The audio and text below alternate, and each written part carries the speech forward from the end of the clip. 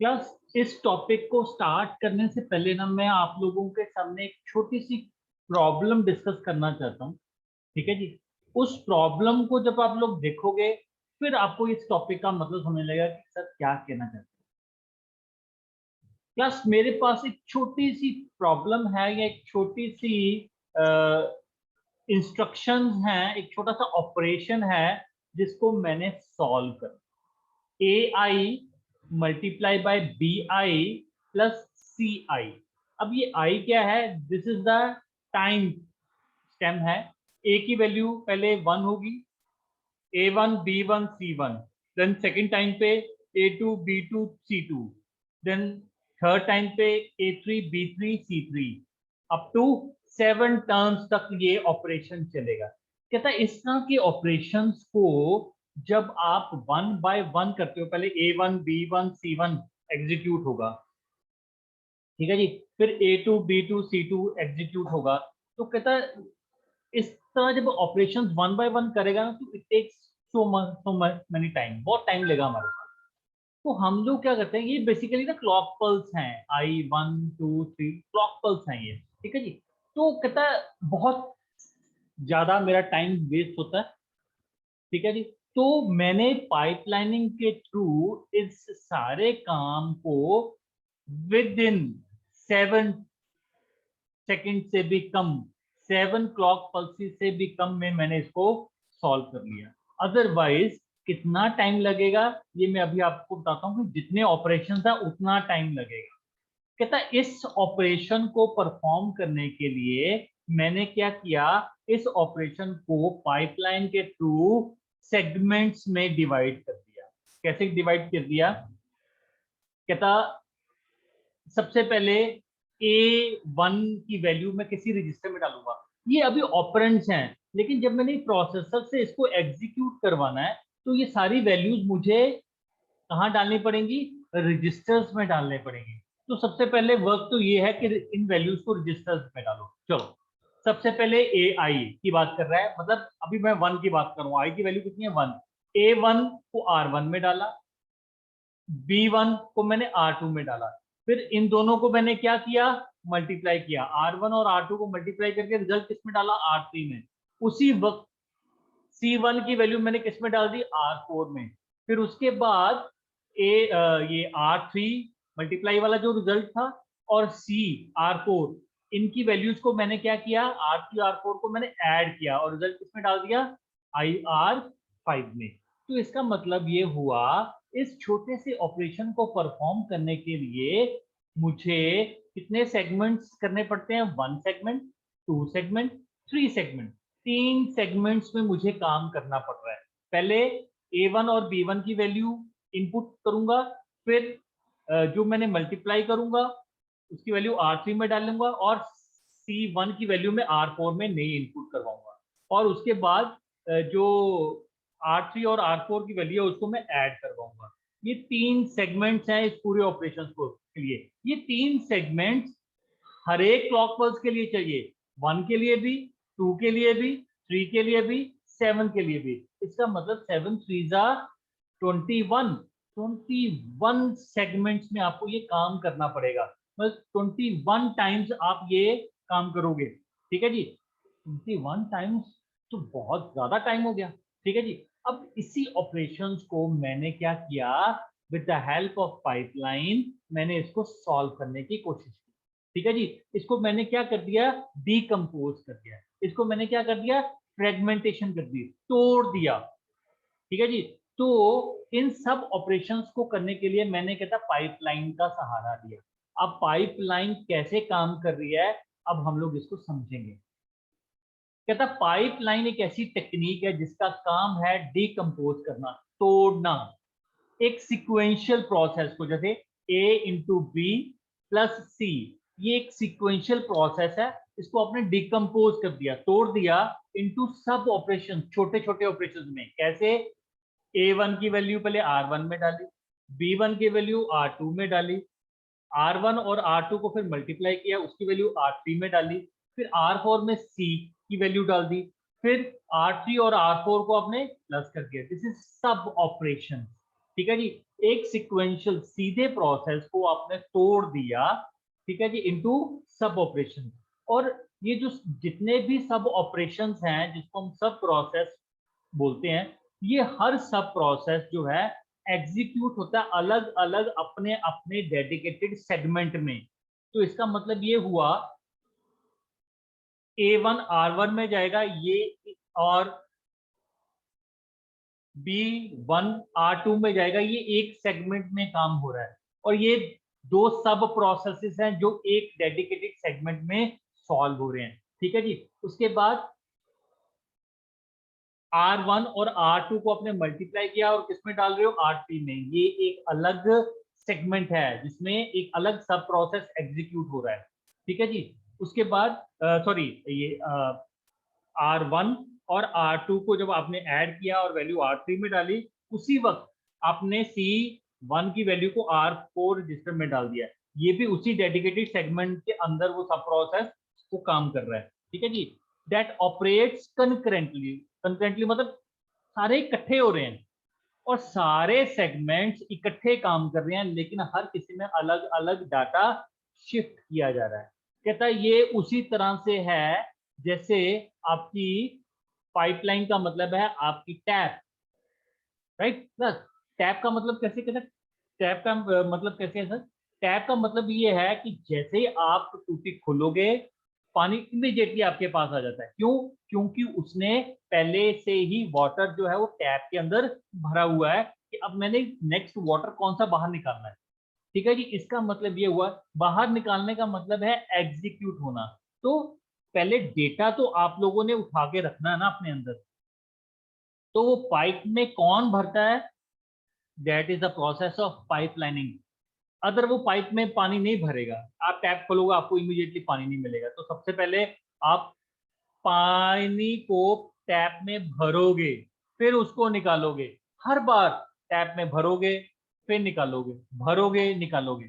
तो ऑटोमेटिकली जैसे अगला पानी गया, पिछला पानी ऑटोमेटिकली आपकी टैप में आ जाए। This is the process of pipe lining.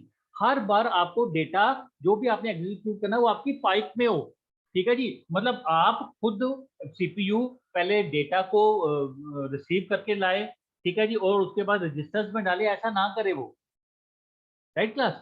तो this is the process of pipelining. मतलब हर नेक्स्ट स्टेप करने के लिए जो भी उसको डाटा चाहिए वो ऑलरेडी उसकी पाइप में होना चाहिए, ताकि सीपीयू टाइम वेस्ट ना करे और सीधा उसको क्या करना पड़े, सिर्फ डेटा को एग्जीक्यूट करना पड़े, राइट। कहता a pipeline can be visualized as a collection of processing segments through which binary information flows। कहता पाइपलाइन का मतलब है अलग अलग छोटे छोटे सेगमेंट्स बने हुए हैं, उनमें से आपकी जो इंफॉर्मेशन है वो फ्लो कर रही है। एक सेगमेंट से निकली दूसरे सेगमेंट, दूसरे सेगमेंट से निकली तीसरे सेगमेंट में, तीसरे सेगमेंट से निकली बाहर, एग्जीक्यूट। तो कहता पाइपलाइन आपको इस तरह की नजर आती है। It is a collection of processing segments through which binary information flows, जिसमें पानी निकलता है। कहता हर एक सेगमेंट परफॉर्म्स पार्शियल प्रोसेसिंग। अब ये ऐसा क्यों कहा, तीन सेगमेंट से, पहले में से डेटा, पहले क्या, पहले सेगमेंट में से डेटा क्या हुआ, रिट्रीव हुआ। रिट्रीव मतलब आपके रजिस्टर्स में से निकला या आप लोगों ने रजिस्टर्स में से डाला। उसके बाद मल्टीप्लिकेशन के पास गया और सी वाला जो डेटा था वो R4 रजिस्टर में गया। थर्ड सेगमेंट में क्या हुआ, फिर प्लस हुआ, ठीक है जी। तो कहता हर एक सेगमेंट एक अपना अपना डेडिकेटेड टास्क परफॉर्म कर रहा है और हर एक सेगमेंट में पार्शियल रिजल्ट ही प्रोसेस हो रहा है, ठीक है जी। एट द एंड जब वो लास्ट में पहुंचेगा तब आपका टास्क जो है वो कंप्लीट होगा। तो इसका मतलब आपने टास्क को पार्टीशन कर दिया इनटू पार्शियल प्रोसेसिंग सेगमेंट्स, ठीक है जी।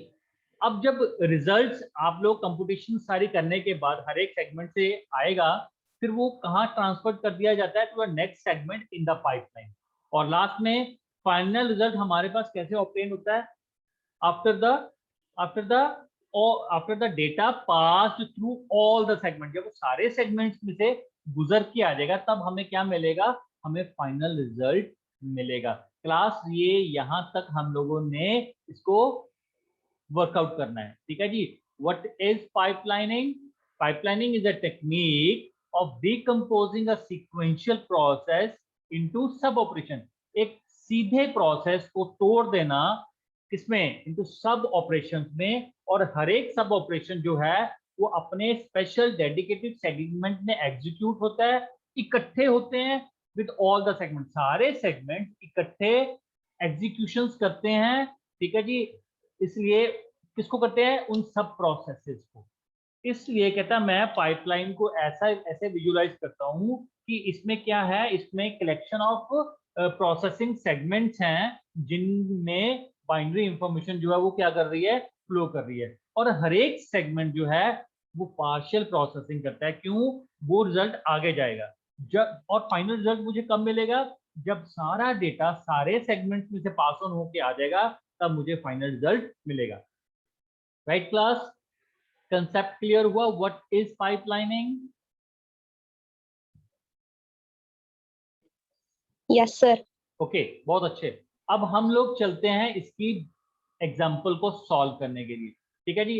अब ये आपको क्लियर हो गया, एक सिक्वेंशियल प्रोसेस को डिवाइड किया सब ऑपरेशंस में, और हर एक सब ऑपरेशन अपने अपने सेगमेंट में एग्जीक्यूट हो रहा है। राइट क्लास, चलो अब हम लोग अपनी उस एग्जाम्पल पे चलते हैं, फिर एक टेबल समझेंगे।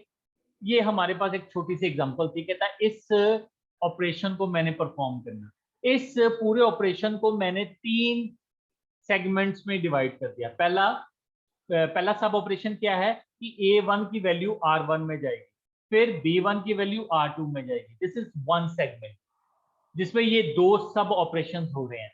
ओके, सेकंड सेगमेंट क्या है, मल्टीप्लाई। कहता R1 में जो वैल्यू डाली है, R2 में जो वैल्यू डाली है, इसको R3 में डाले, ये थर्ड सब ऑपरेशन है। इसी के साथ ही C1 की वैल्यू R4 में डाले, ये फोर्थ सब ऑपरेशन है। लेकिन ये दोनों सब ऑपरेशन एक अपने डेडिकेटेड सेगमेंट में एग्जीक्यूट किए जा रहे हैं, जिसका नाम है second segment. Okay, fifth operation क्या है, R3 में जो वैल्यू आई है और जो R4 में वैल्यू आई है, उन दोनों को ऐड करेंगे and send the result into R5। यहाँ पे मेरे पास जो रिजल्ट आ रहा है वो पार्शियल नहीं है, वो क्या है, फाइनल है, बिकॉज द डेटा सभी सेगमेंट से पास ऑन होके मेरे पास पहुंच गया है। ये मेरा थर्ड ऑपरेशन, ये मेरा फिफ्थ सब ऑपरेशन है, और किस पे परफॉर्म हो रहा है, थर्ड सेगमेंट में परफॉर्म हो रहा है। तो 3 सेगमेंट्स में ये डेटा परफॉर्म हो रहा है, लेकिन टोटल कितने ऑपरेशंस हैं, 5 ऑपरेशंस हैं। और कितने रजिस्टर यूज किए हैं, 5 रजिस्टर यूज किए हैं, और पांचों रजिस्टर हर बार नया डाटा स्टोर करवाएंगे at every given clock pulse. Clock pulse, जब 1 क्लॉक पल्स दिया तो A की वैल्यू 1, B की वैल्यू 1, C की वैल्यू 1। जब I की वैल्यू 2 होगी तो यहाँ पे क्या आ जाएगा, फिर ये पांचों सब ऑपरेशंस तीनों सेगमेंट्स पे दोबारा एग्जीक्यूट होंगे, क्योंकि क्लॉक पल्स अलग आ गई। अब वैल्यू क्या है, 2, तो A2, B2, C2, फिर ये पांचों सब ऑपरेशंस इन 3 डिफरेंट सेगमेंट्स। ठीक है जी। तो कहता मैंने क्या किया, इन सब ऑपरेशंस को इंप्लीमेंट किया in a segment within a pipeline. Each segment has 1 और 2 रजिस्टर। ये अगर एक सेगमेंट है तो उसमें 1 या 2 रजिस्टर्स यूज किए हैं, ठीक है जी। जैसे R1 से लेके R5 ये रजिस्टर्स हैं जो कि हर बार नया डाटा रिसीव करते हैं, कब, हर एक नई क्लॉक पल्स पे, ठीक है जी। और मैंने मल्टीप्लाई और एडर जो है ये कम्बिनेशनल सर्किट्स यूज किए हैं, ठीक है जी। ये जितने भी सब ऑपरेशंस हैं ये परफॉर्म होते हैं हर एक सेगमेंट में। पाइपलाइन के अगर 3 सेगमेंट्स हैं तो 3 सेगमेंट के अंदर सब ऑपरेशंस अलग अलग परफॉर्म हो रहे हैं। तो कहता है ये 5 रजिस्टर्स लोड होंगे नए डेटा के साथ at every given clock pulse पे, ठीक है जी। तो फर्स्ट क्लॉक पल्स क्या है, A1 और B1, इसको मैं सेंड कर रहा हूं। देखो क्लास क्या हो रहा है, ठीक है जी। सबसे पहले A1 की वैल्यू R1 में गई, B1 की वैल्यू R2 में गई, वेरी गुड। फिर उसके बाद मल्टीप्लाई किया, और एट द सेम टाइम क्या हुआ, इन दोनों को मैंने मल्टीप्लाई किया, मल्टीप्लाई करके R3 में रजिस्टर में डाल दिया। अब देखो क्लास, ये वाला काम और R4 में जो वैल्यू जा रही है ये वाला काम मल्टीप्लाई होके R3 में जो रजिस्टर जा रहा है, और ये जो R4 में जा रहा है, ये this is segment number 2, this is segment number 1, ठीक है। ये सेगमेंट नंबर 1 में ऑपरेशन परफॉर्म हो रहा है, ये सेगमेंट नंबर 2 में ऑपरेशन परफॉर्म हो रहा है। उसके बाद थर्ड ऑपरेशन क्या है, ऐड भी हो रहा है और ऐड करके रिजल्ट R5 में आ रहा है। This is segment number 3। तो पूरे ऑपरेशंस को मैंने 3 सेगमेंट्स में डिवाइड कर लिया। पहले A1 और B1 की वैल्यू R1 और R2 में जा रही है, फिर मल्टीप्लाई हो रहा है, फिर उसका रिजल्ट R3 में जा रहा है। Eight the same time C1 की वैल्यू R4 में जा रही है, eight the same time R3 और R4 की वैल्यू ऐड होके R5 में जा रही है। तो 3 सेगमेंट्स में 5 सब ऑपरेशंस परफॉर्म कर रहे हैं। अब पाइपलाइनिंग कैसे बनी, एट द साइमल्टेनियसली डेटा कैसे प्रोसेस हुआ। 7 क्लॉक पल्सेस में A into B plus C, ये 7 सेगमेंट 7 क्लॉक पल्सेस में डेटा सॉल्व होना चाहिए। तो ये कैसे होगा, इसकी एक मेरे पास छोटी सी एग्जांपल है जिसको हम समझेंगे। Class this is the table, इसको ध्यान से देखो, कितने कितने पल्सेस में होना चाहिए। अदरवाइज अगर मैं अलग अलग करूंगा तो 7 5 35, एक क्लॉक पल्स पे उस पर्टिकुलर सब ऑपरेशन को A into B1 plus C1 को परफॉर्म करने के लिए मुझे 35 सब ऑपरेशंस करने पड़ने हैं। अगर मैं सीक्वेंशियली प्रोसेस को एग्जीक्यूट करता हूं तो 35 क्लॉक पल्सेस पे डेटा सॉल्व होगा। It is too much. तो how we handle the multi programming, कैसे हैंडल करेंगे, ठीक है जी। इतना डेटा हम कैसे सॉल्व करेंगे, मल्टी प्रोग्रामिंग हमारी सपोर्ट ही नहीं हुई, डेटा हमारा फास्टली एग्जीक्यूट ही नहीं हुआ, सीपीयू इतनी देर तक फ्री बैठा रहा, तो बहुत सारी प्रॉब्लम थी। But with the introduction of parallel processing, with the introduction of pipelining concept, मैंने जस्ट 9 क्लॉक पल्सेस में 35 पल्सेस वाला जो काम है जस्ट 9 क्लॉक पल्सेस में मैंने वो सॉल्व कर लिया with the help of 3 segments. Right class, अब ध्यान से सुनो। क्लॉक पल्स 1 थी, तो सबसे पहला ऑपरेशन मेरा क्या था, सबसे पहला और दूसरा ऑपरेशन जो सेगमेंट नंबर 1 में हो रहा था वो क्या था क्लास,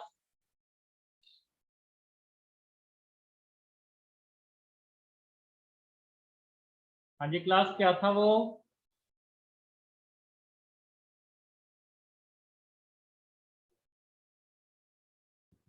सर इनपुट A1 और B1। यस, इनपुट A1 और B1, ये मेरा सेगमेंट 1 था, इसमें 2 ऑपरेशन हो रहे हैं। तो सबसे पहले A1 की बात कर रहे हैं, देखो ध्यान से सुनना। A1 और B1 की वैल्यू रजिस्टर R1 और R2 में चलेगी। अब ये वाला डेटा कहाँ मैंने सेंड करना है, ठीक है जी, ये कर लिया। उस वक्त R3 R4 R5 की वैल्यू नील थी, क्योंकि उस वक्त कोई ऑपरेशन नहीं हो रहा था सेगमेंट 2 में और सेगमेंट 3 में। सेकेंड क्लॉक पल्स दी गई, तो सेकेंड क्लॉक पल्स में मैंने क्या किया, A2 की वैल्यू और B2 की वैल्यू पाइपलाइन में फेच कर ली। A2 की वैल्यू B2 की वैल्यू फेच कर ली, फेच करने कर ली, पाइपलाइन में डाल दी और सेगमेंट 2 में भेजा। सेगमेंट 2 में गया, उसमें R3 में क्या जाना था, A1 और B1 की मल्टीप्लाई होके वैल्यू, ठीक है जी। और उसी वक्त R4 में क्या जाना था, C1 की वैल्यू। तो इसका मतलब ये हुआ एट द कंकरेंटली सेगमेंट्स में डेटा प्रोसेस हो रहा है। पिछला डेटा प्रोसेस हो रहा, अगला मैं फेच कर लिया, ताकि जब मैं अगला प्रोसेस करूं तो मुझे पिछला फेच करने की जरूरत है, वो ऑलरेडी मेरे किसमें है, पाइपलाइन में है। उस वक्त सेगमेंट 3 में कुछ नहीं जा रहा। At the 3 clock pulse, third clock pulse में मैंने क्या किया, A3 की वैल्यू और B3 की वैल्यू मैंने क्या की, फेच कर ली, पाइपलाइन में डाल ली। और सेगमेंट 2 में क्या गया, A2 और B2 की वैल्यू मल्टीप्लाई कर ली। साथ ही में, एक मिनट क्लास, 1 मिनट,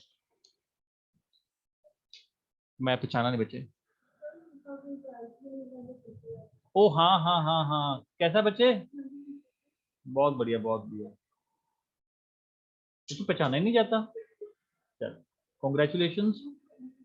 आजकल क्या कर रहा है, ओह वेरी वेरी गुड, ये आपके हस्बैंड है, कॉन्ग्रेचुलेशन जी। बहुत अच्छा बच्चा है, बहुत अच्छा बच्चा है, बहुत अच्छा। ओके बेटा, ओके। हाँ जी क्लास, ठीक है जी। तो A3 और B3 की वैल्यू मैंने फेच कर ली, अपनी पाइपलाइन में डाल दी, ठीक है, टैप में डाल दी। उसके बाद सेगमेंट 2 में गया, सॉरी उसमें A2 और B2 की वैल्यू मल्टीप्लाई कर ली, C2 की वैल्यू भी फेच कर ली। जब मैं R5 में पहुंचा तो अब R3 और R4 को क्या करना था, ऐड करना था। तो ये वाला ऑपरेशन A1 B1 और C1 वाला ऑपरेशन मैंने क्या कर दिया, इसमें ऐड कर दिया क्लास। ठीक है जी। तो फिर क्या किया, फोर्थ क्लॉक पल्स में A4 और B4 की वैल्यू मैंने फेच की, इसमें डाल दी, R1 और R2 में डाल दी। सेगमेंट 2 में क्या किया, A3 और B3 की वैल्यू सेगमेंट 2 में डाल दी। ठीक है जी। उसी वक्त C3 की वैल्यू फेच कर ली। अब यहाँ पे क्या किया मैंने, जो सेगमेंट 2 में पिछला था A2 B2 उसका प्लस C2, वो भी मैंने एग्जीक्यूट करना शुरू कर दिया। फिर ये फोर्थ क्लॉक पल्स था। फिफ्थ क्लॉक पल्स में A4 A5 और B5 की वैल्यू फेच कर ली, पाइपलाइन में डाल दी। ठीक है जी। जो ऑलरेडी पाइपलाइन में थी पिछली, उसको उठाया, मल्टीप्लाई किया और C4 की वैल्यू को पाइपलाइन में डाल दिया। Eight the same time clock pulse पे जो पिछली वैल्यू थी A3 B3 की और C3 की वैल्यू को मैंने ऐड कर दिया।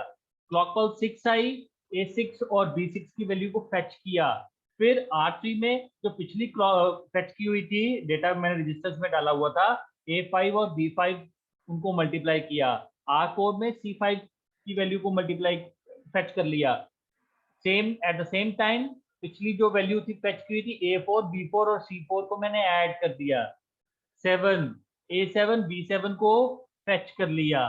ठीक है जी। A6 और B6 को पिछली ऑलरेडी फेच की हुई थी उनको मल्टीप्लाई किया, eight the same time C6 को फेच कर लिया।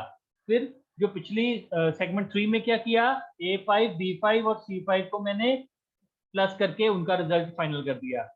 7 टर्म्स तक की वैल्यू थी, अब फेचिंग नहीं होगी, लेकिन सेगमेंट 2 काम करेगा। क्यों करेगा, क्योंकि उसमें ऑलरेडी A6 और A7 और B7 की वैल्यू है। फिर C7 की वैल्यू फेच कर ली, उनको ऐड कर दिया। अब सेगमेंट 1 में भी कुछ नहीं जाएगा, सेगमेंट 2 प्रीवियस वैल्यू उसकी पाइपलाइन में कुछ नहीं था, लेकिन सेगमेंट 3 में अभी होगा। क्यों, क्योंकि सेगमेंट 2 में ऑलरेडी डेटा फेच किया हुआ, उसको एग्जीक्यूट किया है, उसको मैंने फिर किया। तो जस्ट 9 क्लॉक पल्सेस में 35 operations with the help of pipelining मैंने क्या कर दिया, उसको एग्जीक्यूट कर दिया। Just we need 9 clock pulses. कैसे हुआ, कहता मैंने एक छोटे से प्रोसेस को, एक सीक्वेंशियल प्रोसेस को डिकम्पोज कर दिया था, किसमें, इनटू नंबर ऑफ सब ऑपरेशंस में। तो ये सब ऑपरेशंस एग्जीक्यूट होते हैं इन देयर डेडिकेटेड सेगमेंट्स में। ठीक है जी। At the concurrent time, at the same time, all the segments perform their operations on the sub processes. Right class? This is what about your pipelining class? इसमें कोई doubt है इस table में? This is the main table where we understand the concept of pipelining.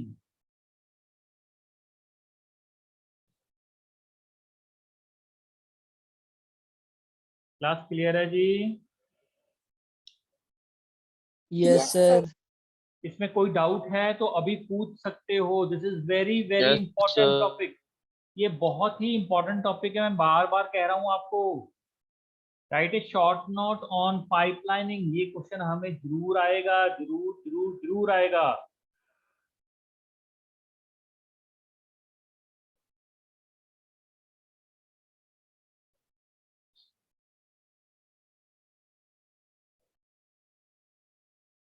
चलो अब write down the submission, submission number 2।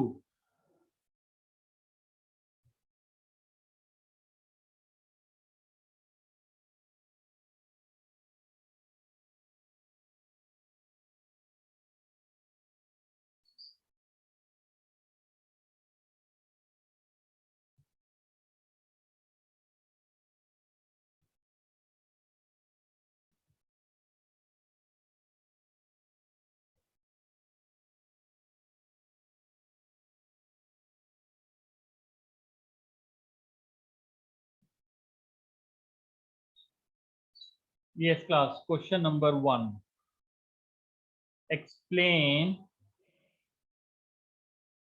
journal register organization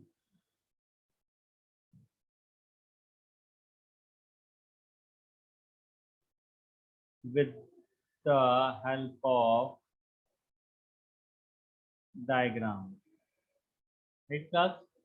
Question number 2. What is stack? Explain, push and pop operations with their micro operations. Right, class? Question number 3. Explain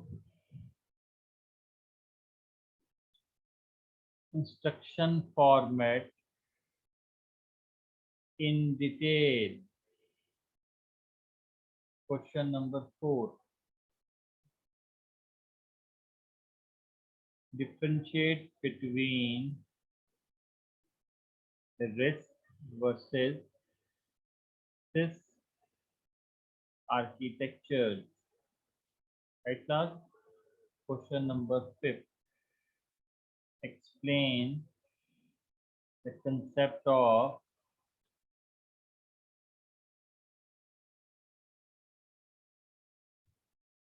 parallel processing.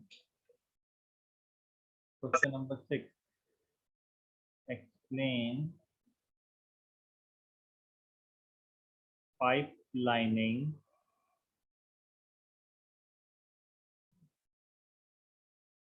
with the help of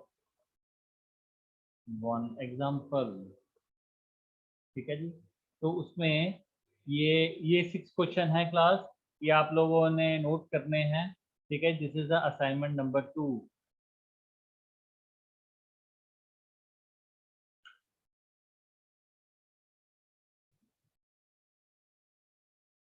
class clear है जी?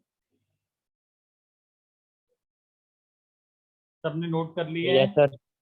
Yes, sir. Yes, sir. Screenshots ले लिए इसके? Yes, sir. Okay बेटा, okay. ठीक है जी, this is your second assignment. ठीक है, मैं फिर कह रहा हूँ जनरल रजिस्टर ऑर्गेनाइजेशन में भी डायग्राम बनाना है, टैग में भी डायग्राम बनेगा, और पुश और पॉप की जो ऑपरेशंस थी, माइक्रो ऑपरेशंस जो मैंने 4 करवाई थी वो लिखनी है, साथ में उनको एक्सप्लेन करना है. इंस्ट्रक्शन फॉर्मेट का फॉर्मेट बताना है. इसको हम लोगों ने 3 तरह की कंप्यूटर ऑर्गेनाइजेशन में डिवाइड किया हुआ है इंस्ट्रक्शन फॉर्मेट को. कौन कौन सी थी? Register based instruction format, register based थी, स्टैक बेस्ड थी और एक्यूमुलेटर बेस्ड, वो बतानी है. एक एग्जांपल को सॉल्व करना है with the help of 3 register, 2 register, 1 register और 0 रजिस्टर. ये सारी इसमें इंस्ट्रक्शन फॉर्मेट में एक्सप्लेन करना है. रिस्क और सिस्क के डिफरेंसेस बताने हैं और साथ में इसकी थ्योरी बतानी है कि रिस्क क्या था और सिस्क क्या था. पैरेलल प्रोसेसिंग में भी डायग्राम बनेगा, और जो इसके आर्किटेक्चर्स हैं इनको जो हम लोगों ने एमजे फ्लाइन में डिवाइड किया है, मिमिड, सिमिड, सिसिड, सिमिड, मिसिड, ये हम लोगों ने पहले प्रोसेसिंग में भी बताने हैं. पाइपलाइनिंग आज हम लोगों ने जो डिस्कस किया है सारा टॉपिक, ये हम लोग पाइपलाइनिंग में एक्सप्लेन करेंगे with the help of example. तो सारी चीजें बतानी है. ठीक है, पाइपलाइनिंग होती क्या है? ठीक है जी, उसके बाद ये हमारी एक छोटी सी प्रॉब्लम थी, इसको पाइपलाइनिंग के थ्रू, पाइपलाइनिंग और ऑर्गेनाइजेशन को मैंने डिमॉन्स्ट्रेट किया है with the help of simple example. ये हमारी एग्जांपल थी. इस एग्जांपल में 5 सब ऑपरेशंस हैं. With the help of diagram इस पाइपलाइनिंग प्रोसेसिंग को बताया कि इन सेगमेंट्स में डिवाइड होगी. फिर हम लोगों ने उस टेबल को भी डिस्क्राइब किया कि इस तरह से 935 क्लॉक पल्सेस का काम with the help of pipelining processing just we performed in 9 clock pulses, right class? तो ये हम लोगों ने डिस्कस करना है. This is your assignment number 2. किसी तरीके का कोई डाउट है तो क्लास आप मुझसे पूछ सकते हैं. अभी हमारे पास 5 मिनट है, 2-3 मिनट ले लो, बाई चांस कोई चीज नहीं क्लियर हुई है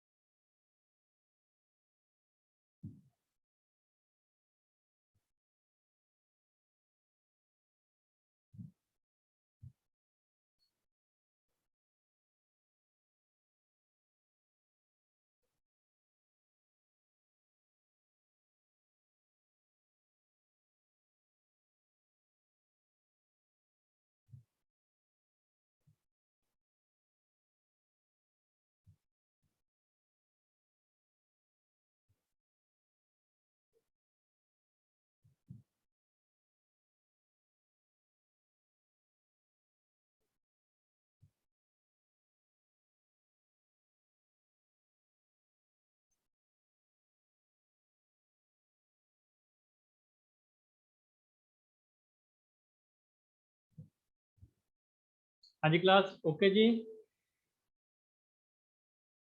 Yes, sir. ओके बेटा, ठीक है बेटा, thank you very much. Thank you, sir.